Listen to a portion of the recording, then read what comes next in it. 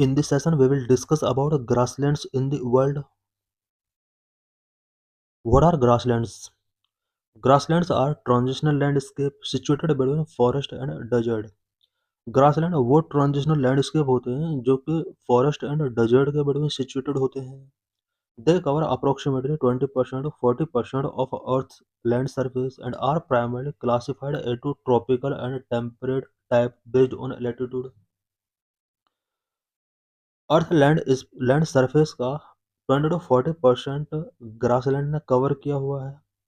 In grassland को tropical और temperate type में लैटिट्यूड के बेस पर डिवाइड किया जा सकता है.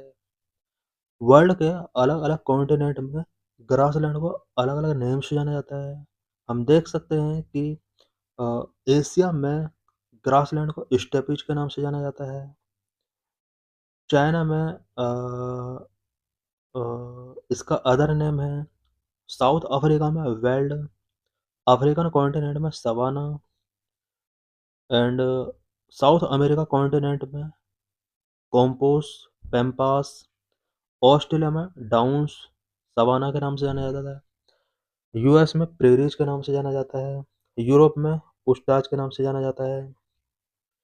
Global classification of grassland. Globally grassland को अलग अलग तरीके से क्लासिफिकेशन किया गया है. ग्रासलैंड टू टाइप के होते हैं, ट्रॉपिकल एंड टेम्परेट. रीजन के बेस पर अलग अलग नेम गिवन किया गया है. नियर द इक्वेटर वाले जितने भी रीजन है वहाँ पर इनको सवाना, लानोस, कैंपोस के नाम से जाना जाता है. मिड लैटिट्यूड यानी कॉन्टिनेंटल इंटीरियर में इन्हें प्रेरीज, स्टेपीज, पैम्पास, वेल्ड, डाउन्स के नाम से जाना जाता है. Grassland in India.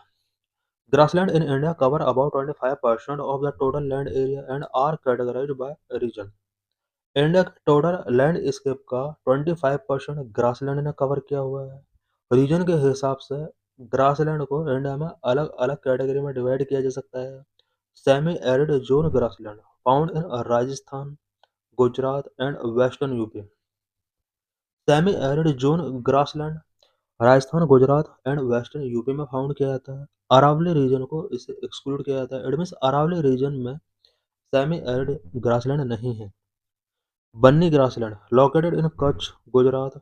It is India largest tropical grassland. India का largest tropical grassland Banni grassland है जो कि गुजरात के कच्छ में लोकेटेड है.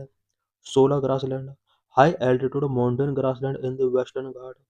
16 ग्रासलैंड वेस्टर्न घाट के हाई एल्टीट्यूड माउंटेन रीजन में पाए जाते हैं. Terai grassland tall elephant grass located in the low lying belt south of the Himalayan foothills. Himalayan foothills के साउथ में जो लो लाइंग बेल्ट है वहां पर ये tall elephant grass Terai grassland find out किया जा सकता है. माउंटेन और alpine grassland high altitude pastures in the Himalayas. For example bugyals in Uttarakhand. Uttarakhand के बुग्याल्स एरियाज में माउंटेन एल्पाइन ग्रासलैंड हैं. ये हाई एल्टीट्यूड पास्चर्स होते हैं. What is ecological and economic significance of grassland. Grassland का इकोलॉजिकल एंड इकोनॉमिक सिग्निफिकेंस क्या होता है. Carbon sequestration. Grassland store 30+% of global carbon primarily in their deep fire resistance root system. World के overall जितने भी grassland हैं वो 30% plus carbon, global carbon को स्टोर करते हैं. Economic hubs. Temperate grassland are bread basket of world leading in wheat, corn and barley production. Temperate grassland को bread basket of world के नाम से जाना जाता है बिकॉज ये wheat, corn and barley production को लीड करते हैं. Biodiversity support. They host iconic large mammals and unique bird species like the great Indian bustard. Uh, Grassland iconic large mammals and unique bird species को host करते हैं such as lion, cheetah, rhinos, great Indian bustard. Pastoral livelihood. Grassland are essential for livestock rearing, supporting millions of pastoralists and dairy leather industries. Livestock rearing के लिए important होते हैं। Millions of pastoralist and dairy leather industries के लिए support provide करते हैं। Major threats to grassland, grassland के before major threats क्या क्या हैं? Desertification and overgrazing, woody encroachment, policy neglect, desertification and overgrazing, excessive livestock pressure lead to soil erosion and loss of fertile topsoil।